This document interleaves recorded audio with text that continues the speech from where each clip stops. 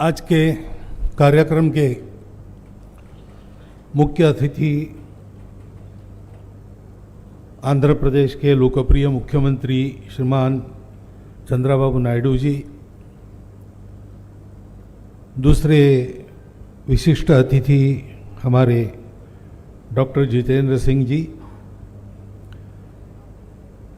आदरणीय शेखर जी मांडे, आदरणीय सत्यप्रसाद जी, सतीश रेड्डी जी, मूर्ति गारू, शास्त्री गारू और विवेकानंद जी, उपस्थित सज्जन, माता भगिनी, विज्ञान भारती के कार्यकर्ता गण, मैं हमारे दोनों अतिथियों को धन्यवाद देना चाहता हूं। जिस विषय के बारे में मुझे बोलने को कहा है उस विषय की थोड़ी सी प्रस्तावना उन्होंने कर दी है। भारत आगे जाएगा, ये निश्चित है, और भारत को विश्व को कुछ देना है। भारत का जो विकास है वो विकास केवल भारत को आगे जाने के लिए नहीं है। आज दुनिया में हम विकसित देशों की हालत देखते हैं तो विकास इस प्रकार से हुआ है कि उसके साथ विनाश भी आ गया।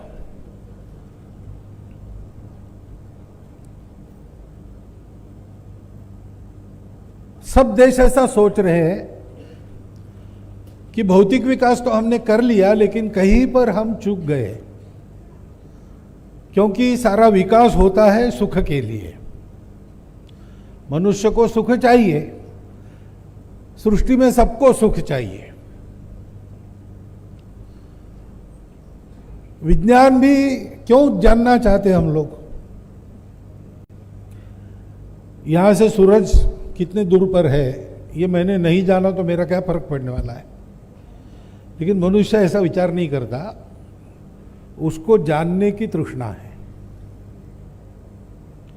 और उस ज्ञान के आधार पर वो अपने जीवन को सुखी करना चाहता है, इसलिए उसको जानना है।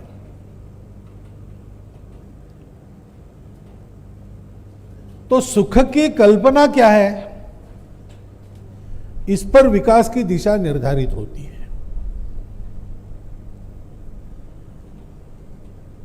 अभी तक पिछले 2000 वर्षों से जिन प्रणालियों का प्रभाव दुनिया में रहा है उसमें यह माना गया कि सुख केवल भौतिक है, क्योंकि हम दुनिया का अध्ययन करते हैं, दुनिया के पशु पक्षियों को देखते हैं तो यही ध्यान में आता है। आहार निद्रा भय मैथुनंच, यही सुख की कल्पना है। जानवरों के लिए ठीक है, वो जन्म लेते हैं, उनको ज्ञान लालसा रहती नहीं, क्योंकि विचार ही नहीं है, और इसलिए मरते दम तक जीना है। मरते दम तक जीना है तो जीने की आवश्यकताएं पूरी करनी है। एक दिन मर जाना है, क्यों जन्मे, कब मरेंगे, कैसे मरेंगे, कोई चिंता नहीं है। सुख दुख तात्कालिक है और भौतिक है। कोई जानवर निराश होकर आत्महत्या नहीं करता, आत्महत्या केवल मनुष्य करता है, क्योंकि जानवर को निराशा नहीं होती, जो होती है वो तात्कालिक होती है और भौतिक होती है।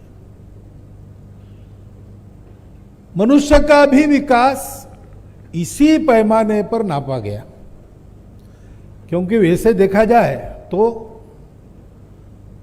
एक बुद्धि ज्यादा है मनुष्य में। शरीर होता है, मन होता है, बुद्धि होती है।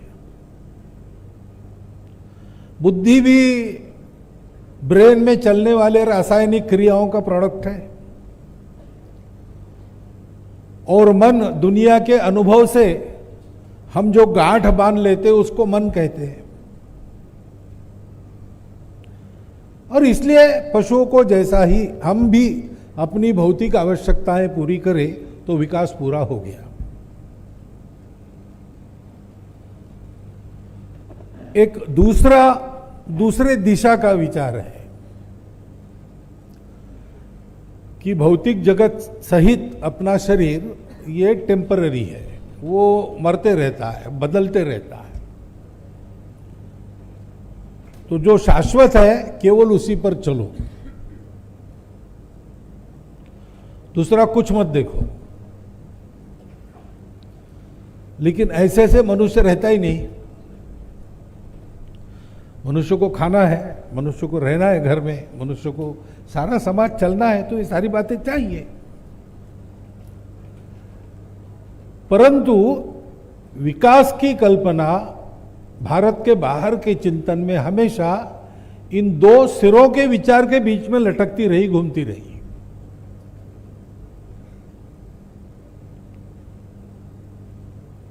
हमारे यहां हमारी दृष्टि अलग है। हमने ये समझा कि सृष्टि दोनों बातों से चलती है। भौतिक जगत का हम अनुभव लेते हैं, अपने ज्ञानेंद्रिय सब बाहर देखते हैं, बाहर की दुनिया का अनुभव होता है। अनुभव होता है तो वो है, वो मिथ्या है यानी असत्य नहीं है। मिथ्या इज रिलेटिव ट्रुथ। कुछ दूर तक वो भी सत्य, उसमें से जाना पड़ता है। तो रोटी, कपड़ा, मकान, स्वास्थ्य, शिक्षा, ये सब चाहिए। उसमें आराम चाहिए, कष्ट कम करने चाहिए, परंतु यहां रुकना नहीं चाहिए। वास्तव में सुख चाहिए तो दो बातें हैं। सुख अपने अंदर होता है, बाहर नहीं होता है, मानने पर होता है। एक रसगुल्ला खाएंगे सुखी होंगे, 25 खाएंगे तो अधिक सुखी होंगे। 50 खाने वाले भी है, 100 खाने वाले भी है, परंतु कभी न कभी यह स्थिति आती है कि फिर से रसगुल्ला सामने लाया तो उल्टी होने जैसी भावना होती है। तो रसगुल्ले में सुख नहीं है, सुख हमारे अंदर है। ये हमारे अंदर जिसको सुख होता है वो कोने खोजो तो सुख का सोर्स ही मिल जाएगा,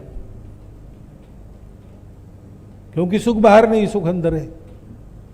और दूसरी बात है, सुख अकेले का संभव नहीं है। मैं अकेला सुखी हो नहीं सकता। मान लीजिए दुनिया की सारी संपत्ति मेरे पास आ गई, मेरी सारी आकांक्षाएं पूर्ण हो गई, मैं अकेला सुखी हो भी गया तो भी बाकी दुनिया मुझे सुख से जीने नहीं देगी, क्योंकि बाकी दुनिया है। मैं अकेला जी नहीं सकता, मुझे परिवार चाहिए, मुझे अपने रिश्ते नाते चाहिए, मुझे पेड़ पौधों को भी आदत हो जाती है। सुखी होने के बाद भी मैं झू में जाके प्राणी देखता हूं या जंगल में जाके उनको उनकी प्राकृतिक अवस्था में, ये सब चाहिए मुझे। ये सब जब तक सुखी नहीं होता तब तक मैं सुखी नहीं होता। इसलिए एक बात मुख्यमंत्री जी ने कही, बड़ी महत्व की बात है, विकास ऐसा नहीं होना चाहिए जिससे समाज में दो वर्ग तैयार हो, सुखी लोगों का और दुखी लोगों का, हैव्स और हैव नॉट। ये गलत विकास है। विकास ऐसा होना चाहिए, मनुष्य की क्षमताओं में फर्क रहता है, इसलिए अपने पराक्रम से कौन कितना पाता है इसमें अंतर रहेगा, लेकिन ये अंतर कम से कम रहे। वो अंतर मनुष्य को जो अवसर मिलता है उसमें अंतर है, इसलिए नहीं होना चाहिए। मनुष्य को जो साधन उपलब्ध है उसमें कम ज्यादा है, इसलिए नहीं होना चाहिए। मनुष्य को उसकी क्षमता के अनुसार कम ज्यादा हुआ तो मनुष्य को भी दुख नहीं होता, लेकिन समान क्षमता वाले एक को उपलब्ध है, दूसरे को नहीं है, इससे दुख उत्पन्न होता है, वैर उत्पन्न होता है, और फिर बैरी एक दूसरे को सुख से जीने नहीं देते। और इसलिए विकास की भारतीय अवधारणा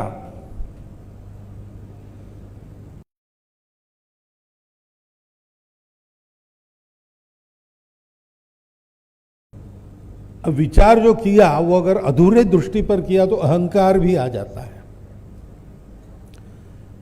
क्योंकि मेरा ही अस्तित्व है और तो कोई है नहीं,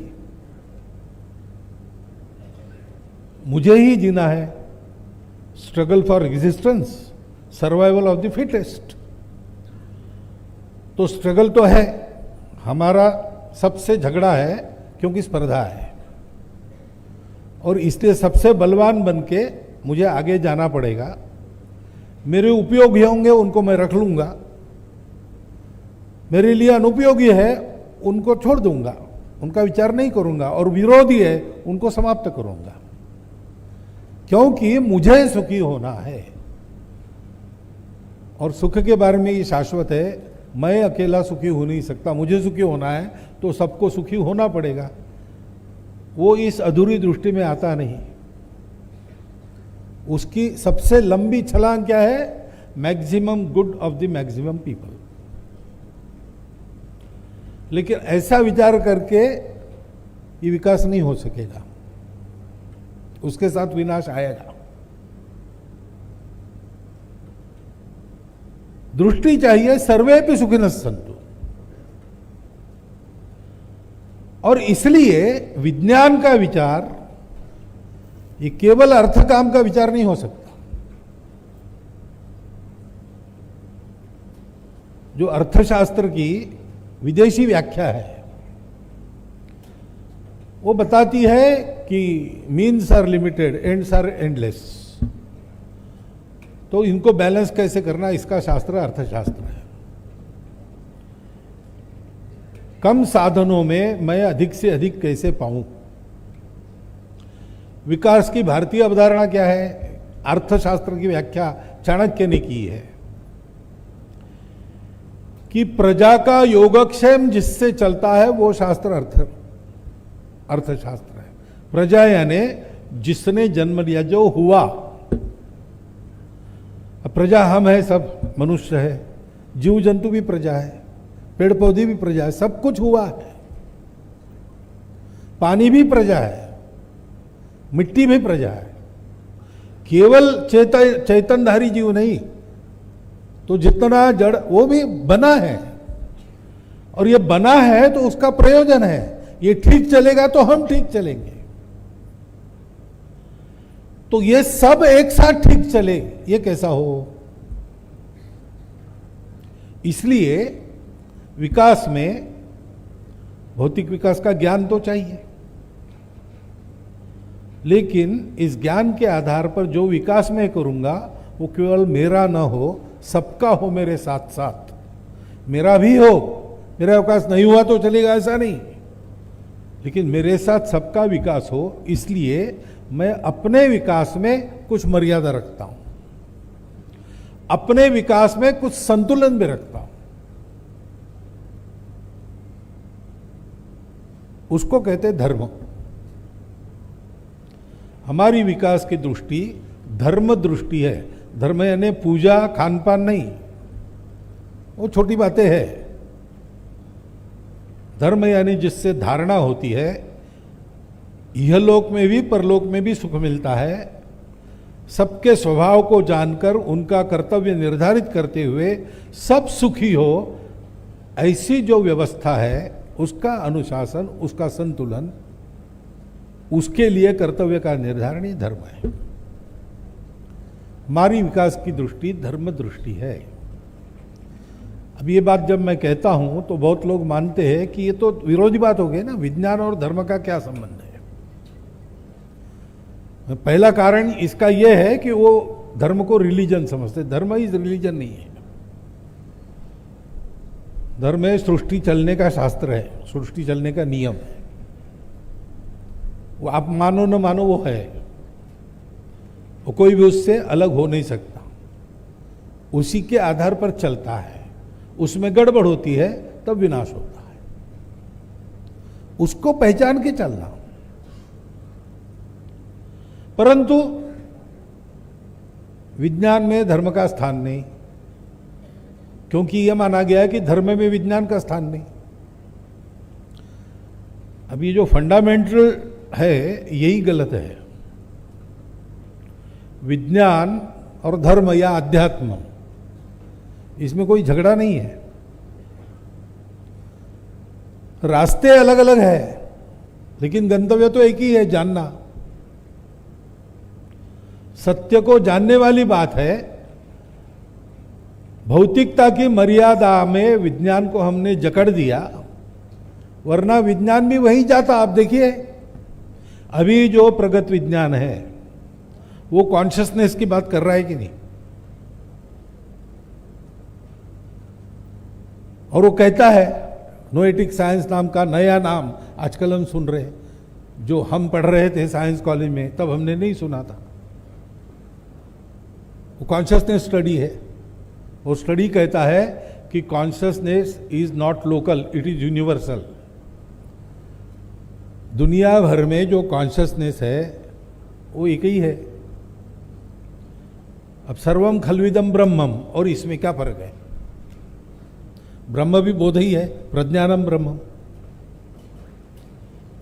अगर प्रज्ञानम ब्रह्मम है तो कॉन्शियसनेस और प्रज्ञान समानार्थी शब्द है। विज्ञान भी उधर आ रहा है, तो फर्क कहां है? फर्क केवल मेथोडोलॉजी में है। विज्ञान की पद्धति है, बाहर देखो, प्रयोग करो, प्रतीति लो, और अनुभव के आधार पर तथ्य पक्का करो। आपको एक अनुभव आया उससे नहीं होगा, सबको वो अनुभव आना चाहिए, और कभी भी वही अनुभव आना चाहिए। जो आप कर रहे हो, अनुभव आ गया उसके कारण, वो करके दूसरों को भी वो अनुभव आना चाहिए, रेप्लिकेबल होना चाहिए, तभी उसको सत्य मानो। अध्यात्म क्या कहता है? यही कहता है, बिना प्रतीति के बात मत करो, केवल हाँ में हाँ मत मिलाओ, अनुभव करो, और जो अनुभव तुमको आता है वो सबको आ सकना चाहिए। स्वामी विवेकानंद रामकृष्ण परमहंस के पास गए और उन्होंने प्रश्न पूछा कि आप बातें कर रहे हो भगवान की, भगवान आपने देखा है क्या? तो रामकृष्ण परमहंस ने कहा, देखा है, देख रहा हूं, तुमसे ज्यादा स्पष्ट दिखता है, मैं बात भी करता हूं उससे, और तुम अगर चाहते हो तो मैंने बताए हुए रास्ते पर चलो, तुमको भी दिखेगा और तुम भी बात कर सकोगे। तब उनको माना। ये अध्यात्म की रीति है। विज्ञान की भी वही रीति है। विज्ञान बाहर देखता है, जड़ में संशोधन करता है, अध्यात्म सूक्ष्म में संशोधन करता है, उसमें देखता है।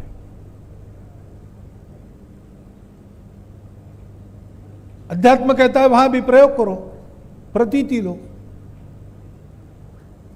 इसलिए विज्ञान के साधन भौतिक है, हम तैयार कर सकते हैं, उनकी शक्ति बढ़ा सकते हैं, लेकिन कहीं ना कहीं रुक भी जाते हैं, क्योंकि कितनी बढ़ाएंगे। 1971 में मैंने रीडर्स डाइजेस्ट का कॉमेमोरेटिव वॉल्यूम पढ़ा। उसमें एक आर्टिकल था, द स्टारी यूनिवर्स। अब किसने लिखा मैं भूल गया, वो एक जाने माने शास्त्रज्ञ ही थे, मेडिसिन के क्षेत्र में थे। उन्होंने वो लेख, नहीं फिजिक्स में क्षेत्र में थे, उन्होंने वो कहा है लेख में कि हमारे साधन अब अधूरे हो गए, क्योंकि हमारी दूरबीन से हम बड़े से आकाश गंगाओं का पता लगा लिया, लेकिन वो हमको बताता है कि अभी जो हम देख रहे हैं आकाश गंगा को, वो मान लीजिए 200 लाख प्रकाश वर्ष दूर है। तो अभी हम जो देख रहे हैं वो इतनी पुरानी जानकारी है। अभी वहां क्या है हमको नहीं, 200 लाख वर्षों के बाद आपको पता चलेगा।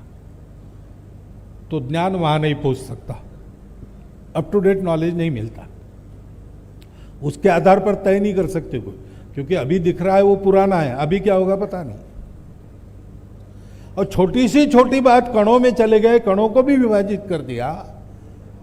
अब ये हो गया कि कण है कि ऊर्जा है, ये भी मुश्किल है, और देखने जाते हैं तो डिस्टर्ब हो जाता है। तो माइक्रोस्कोप भी हमारा फेल हो गया। अब अगर हमको देखना है, जानना है, तो प्रकाश से ज्यादा गति वाला साधन चाहिए, जो भौतिक दुनिया में हमारे लिए असंभव है, क्योंकि हमारी भौतिक दुनिया में इतना ज्यादा स्पीड हो गया तो साधन है वो टूट जाएगा, हम बिखर जाएंगे पार्टिकल्स में। इसलिए उसने कहा कि अब हमको एक साधन का उपयोग करना चाहिए, वो साधन है मनुष्य का मन। उसका वेग प्रकाश की गति से ज्यादा है और इसका अध्ययन पूर्व में ज्यादा हुआ है, विशेषकर भारत में जाकर हम लोगों को नाम उसने लिए है, अमेरिकन लेखक ने। पातंजल योग सूत्र और योग वासिष्ठ जैसे ग्रंथों का अध्ययन करना चाहिए और आज हो भी रहा है। तो इसलिए अध्यात्म और विज्ञान ये दोनों विज्ञान ही है, यानी आज का साइंस जिसको कहते वही है। हमारे यहां अंदर के ज्ञान को ज्ञान कहा है, बाहर के ज्ञान को विज्ञान कहा है। इसकी विद्या है, उसकी अविद्या है और दोनों चाहिए। एक के पीछे लगे तो अंधकार में खप जाओगे, विज्ञान के केवल अविद्या के पीछे लगे तो अंधकार में फंसोगे, केवल विद्या के पीछे लगे तो उससे भी ज्यादा गहन अंधकार में फंसोगे। अविद्यया मृत्युम तीर्थवा विद्यया मृतम अश्नुते, ये उपनिषदों का आदेश है कि भौतिक जगत का ज्ञान प्राप्त करके मृत्यु भय को दूर करो और आध्यात्मिक जगत में गोता लगा के अमरत्व की प्राप्ति करो। ये जीवन जीने का तरीका विज्ञानाधिष्ठित हमारे यहां माना गया। जब मैं विज्ञानाधिष्ठित कहता हूं तो साइंटिफिक, ऐसा मेरा कहना है, क्योंकि दोनों साइंस है। और इसलिए भारतीय ज्ञान परंपरा का उल्लेख हुआ। 2000 साल पहले हमने क्या क्या किया था, लेकिन उसको कपोल कल्पित कथा मानने वाले लोग हैं, हो ही नहीं सकता। हमारे पहले कोई नहीं जानता था, ये थियरी है, अहंकार है ना साथ में।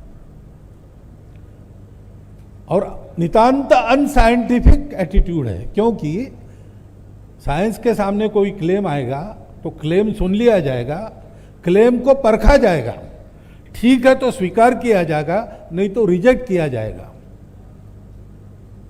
तुम क्लेम कर रहे हो वही गलत है, ये बिना प्रयोग के कहना ये साइंटिफिक नहीं है। संतः परीक्षान्यतरत भजन्ते, परीक्षा करने के बाद अच्छे लोग स्वीकार करते हैं या रिजेक्ट करते हैं। बिना परीक्षा किए चला। हमारे देश में जो राज्य करने वाले बाहर के लोग थे, उनको लगा कि इस देश के गौरव को अगर इनके पास आने दिया तो लोग फिर से हमको निकाल देंगे, तो इनको सदा आत्महीन बना के रखना चाहिए ताकि इनका कोई गौरव स्वाभिमान न हो। और इसलिए हमको उन्होंने यही बताया कि तुम्हारे पूर्वज नितांत अनपढ़ लोग थे, कुछ नहीं जानते थे। तुम्हारे वेद उपनिषद जो सारा प्राचीन तुम्हारा ज्ञान भांडार है, चतुर्वेदा पुराणानि सर्वोपनिषद तथा रामायणम भारतम च गीता सद्दर्शनानि च जैनागमा त्रिपिटका गुरु ग्रंथ सतांगिरा, ये जो ज्ञान निधि है वो तुम्हारा ज्ञान निधि नहीं है, वो भांग की नशे में तुम्हारे लोग बड़बड़ाए उसको ही लिख के रखा है। तुम्हारे सारे ग्रंथों में को एक तरफ रखा और हमारी लाइब्रेरी का एक पुस्तक सामने लाया तो वो बहुत कम है, हल्का है। इस अहंकार के साथ हमको ये पढ़ाया गया कि है नहीं कुछ। लेकिन अब सोच रहे हैं बहुत कुछ है, मिलता है, तो कैसे खो जाओगा? तो एक मेथड है, पाया है और वो सत्य, आज के विज्ञान के निकषों पर भी वो सत्य है, अनुभव पर तो परंपरा से सत्य ही चल रहा है। तो मेथड से दो, लेकिन ये हमको पता नहीं था। ये विज्ञान आज का होता है, किनके पास होता है? ज्ञानी लोगों के पास होता है ना। कोई गोली आप खा रहे हैं, वो क्या है, कैसी है, उसके परिणाम क्या है, कैसी बनती है वगैरह, ये ज्ञान आपके पास नहीं है। और वो ज्ञान बदलते रहता है।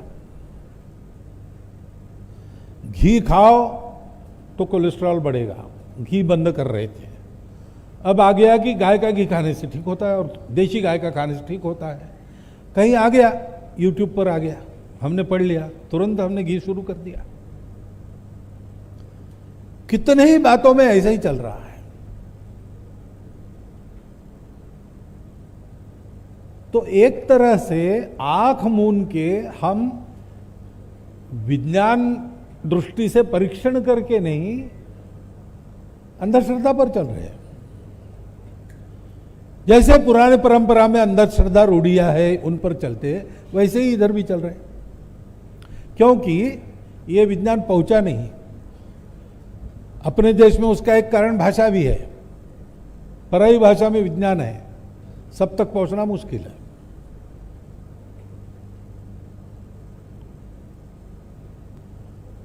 और पहुंचा है नहीं। अब हमारा जो ज्ञान है हमारी परंपरा का, उसके ये डिटेल्स नहीं, लेकिन उसका व्यावहारिक उपयोग करना नहीं करना, कैसे करना, इसका निर्णय प्रत्येक व्यक्ति कर सके, इतना ध्यान झोपड़ी तक भी पहुंचा है। इसीलिए दादी या नानी पोते को कहती है, भैया सूर्यास्त हो गया, पेड़ को हाथ मत लगा, पेड़ सोते हैं। अब वो अगर आज की पीढ़ी का होगा और दादी को पूछेगा कि सबूत दो, तो दादी कुछ नहीं बता सकेगी, लेकिन उनको पता है कि ये ज्ञान है, ये विज्ञान है, पेड़ भी सोते हैं। ये कोई जगदीश चंद्र बसु जी ने पहली बार बताया ऐसा नहीं है, हमारी परंपरा में ऐसी कितनी ही बातें हैं। और इसलिए आज आवश्यकता है कि आधुनिक विज्ञान में जो कुछ लेने लायक है, और बहुत कुछ है, क्योंकि 3 फैक्टर्स हमारे पास भी थे, उनके पास भी थे। एक फैक्टर केवल हमारे पास है, उनके पास नहीं है। तो बाकी 3 फैक्टर्स के आधार पर जो जानना है वो तो उन्होंने जाना ही है। और हम बीच में रुक गए। आक्रमण जब शुरू हो गए तब हमारा अनुसंधान रुक गया, रिसर्च रुक गया। विज्ञान को ध्यान देने की हमको फुर्सत ही नहीं मिली, जान को बचाने में हम लग गए। तो दुनिया उस अवधि में बहुत आगे चली गई। तो वहां से हमको सीखना ही पड़ेगा। परंतु सीखते समय ये विवेक भी करना पड़ेगा कि ज्ञान उनके पास है, लेकिन ज्ञान का उपयोग कैसे करना, इसकी बुद्धि हमारे पास है, उनके पास नहीं है। और इसलिए ज्ञान सर्वसामान्यों को कौन सा देना, कैसे पहुंचाना, इसका भी विचार करना पड़ेगा उस आधार पर। और उनके ज्ञान में जो अधूरापन है उसको पूरक करने वाला अपना ज्ञान भी, क्योंकि विस्मृति का कालखंड बढ़ा है, अनुसंधान करके प्रमाणित करके जो प्रमाणित होता है वही वापस लाना पड़ेगा। विज्ञान भारती का यही काम है। एक तो ये जो अंधश्रद्धा हुई है कि भाई अमुक मेथोडोलॉजी से अमुक इसमें आता है वही ठीक है, दूसरी मेथोडोलॉजी नहीं हो सकती, इस अंधश्रद्धा को दूर करना। ऐसा कहते हैं कि एक बैरोमीटर ऊपर के मंजिल पर पहुंचा दो, ऐसा स्टूडेंट को कहा। तो स्टूडेंट ने शिक्षक को कहा कि मैं चाहे जैसा पहुंचा दूं, क्या आप मुझे बताएंगे कैसे पहुंचाना है? मुझे क्या मतलब है, ऊपर जाने की सीढ़ी है, वहां से तुम जाओगे दे दोगे, ये बताने की आवश्यकता है? बोले नहीं, ये भी हो सकता है कि मैं अपने मित्र को बुलाऊं, वो गैलरी में खड़ा होगा, मैं नीचे से फेंक दूं, वो झेल लेगा। या वो एक रस्सी नीचे छोड़ेगा, मैं बैरोमीटर को बांधूं, वो खींच लेगा ऊपर। बैरोमीटर ऊपर पहुंचाने के तरीके तो बहुत है। अब उसकी बात सही है कि नहीं, ये हो सकता है। लेकिन शिक्षक पढ़े थे टेक्स्ट बुक में, तो उसमें तो एक ही तरीका दिया था, सीढ़ी चढ़ के ऊपर जाना, दूसरा सोचने के लिए तैयार नहीं थे। इसलिए अनेक तरीके होते हैं, सबको परखना चाहिए। सबके आधार पर जिसको ज्ञान कहा जाता है उसको परखना चाहिए, और परीक्षा में जो ठीक निकलता है उसको ज्ञान के नाते स्वीकार करना चाहिए, अहंकार करने का कारण नहीं। ये बात लाना है। और ज्ञान को सब तक पहुंचाना है, इसलिए जिसको जो भाषा आती है उसको उस भाषा में ज्ञान उपलब्ध हो। दुनिया की कोई एक ही भाषा सब लोग सीख लेंगे, ये संभव नहीं है। प्रत्येक की मातृभाषा अलग है और मातृभाषा में ग्रहण करने की आदत लगने के कारण शिक्षा शास्त्र ये बताता है कि मातृभाषा में जो पढ़ाई की जाती है वो मनुष्य को ठीक बनाती है, वो जल्दी पहुंचती है। फिनलैंड माना जाता है शिक्षा में सबसे बड़ा देश। तो फिनलैंड में यही, फिनलैंड देश बहुत बड़ा है, जमीन बहुत है, लोग कम है, इसलिए चारों ओर के देशों से, उस देश से निकलकर लोग वहां जाकर बसते हैं, उनको स्वीकारा जाता है। उनकी शिक्षा पद्धति में ऐसा है कि 8वीं तक मातृभाषा में पढ़ाई होती है। अन्य देशों के लोग वहां की मातृभाषा लेकर आते, उनको उनकी मातृभाषा में पढ़ाया जाता है 8वीं तक। उसके लिए एक यूनिवर्सिटी शिक्षकों की उन्होंने बनाई, उसी में से शिक्षक बाहर आएंगे। इतना मातृभाषा में ज्ञान प्राप्त करने का महत्व आज भी है। बुद्धि का विकास उससे ठीक होता है, ग्रहण क्षमता उससे ठीक बनती है। और हमारे लिए महत्व की बात है कि धर्म का भाव उसके कारण ही आता है। भाषा में भाव होता है और जहां की जो विशेषता है वो उसी भाषा में पता चलती है। धर्म हमारी विशेषता है, भारतीय भाषाओं में उसके लिए शब्द है, अन्य भाषाओं में है नहीं।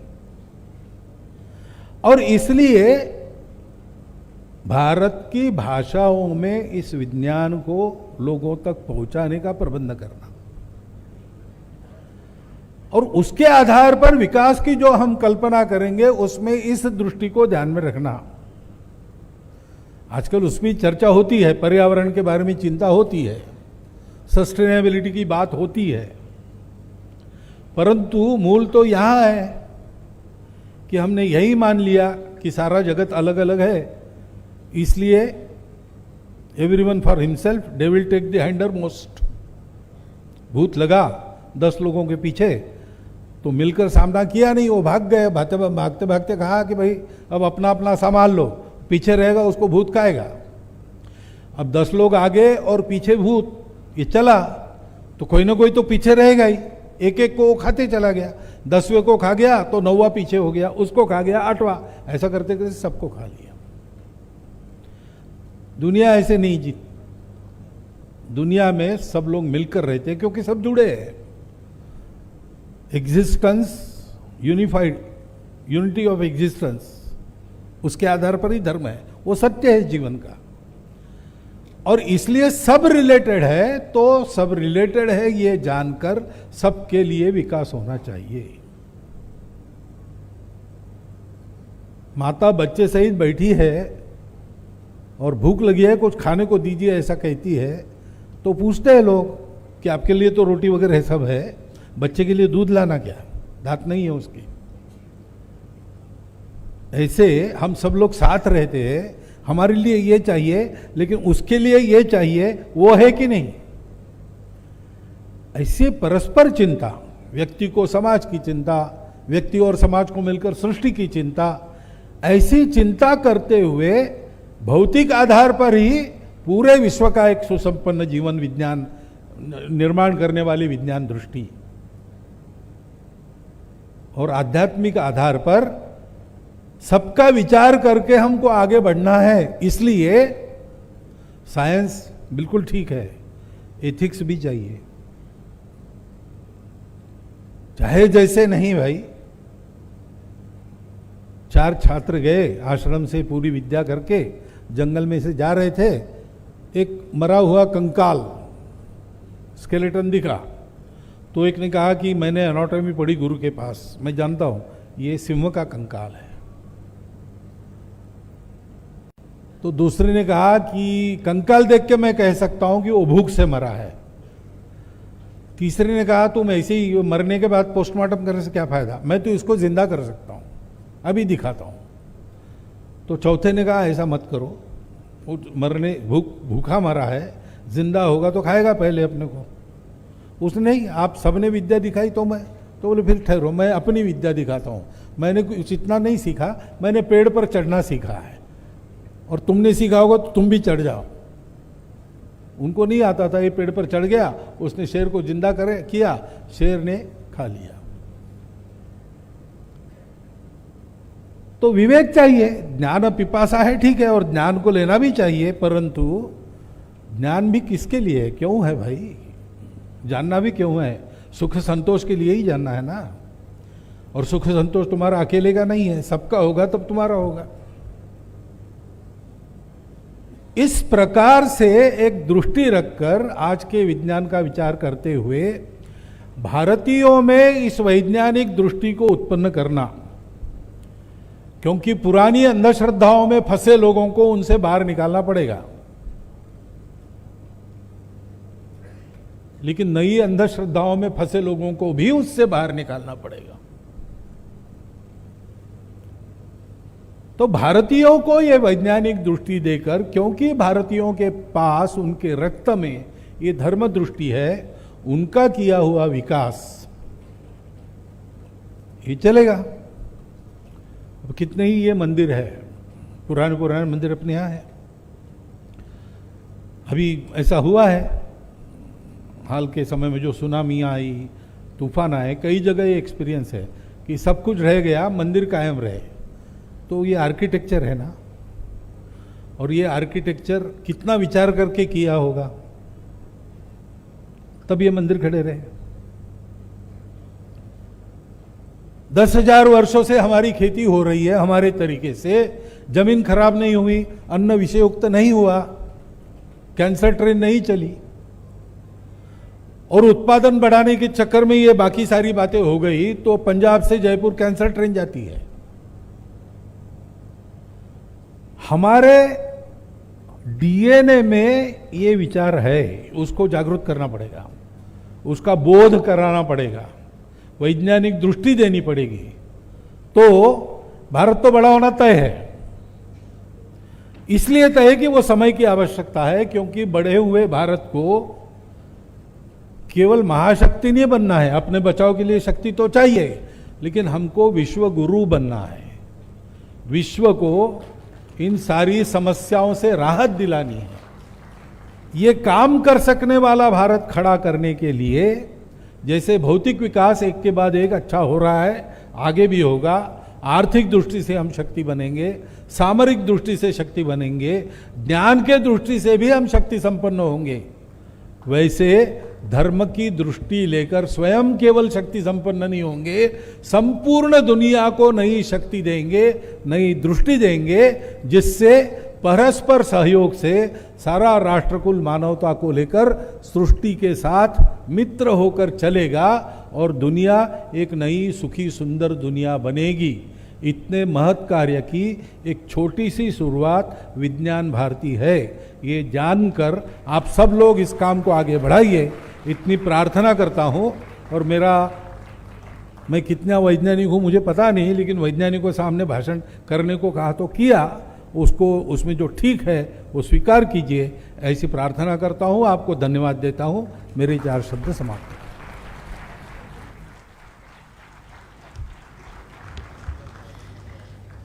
अविद्यया मृत्युम तीर्त्वा विद्यया अमृतमश्नुते ईशावास्य उपनिषद के मंत्र जो विज्ञान भारती मंत्र में भी समावेशित है, इसका उल्लेख करते हुए समग्र विकास की भारतीय अवधारणा जो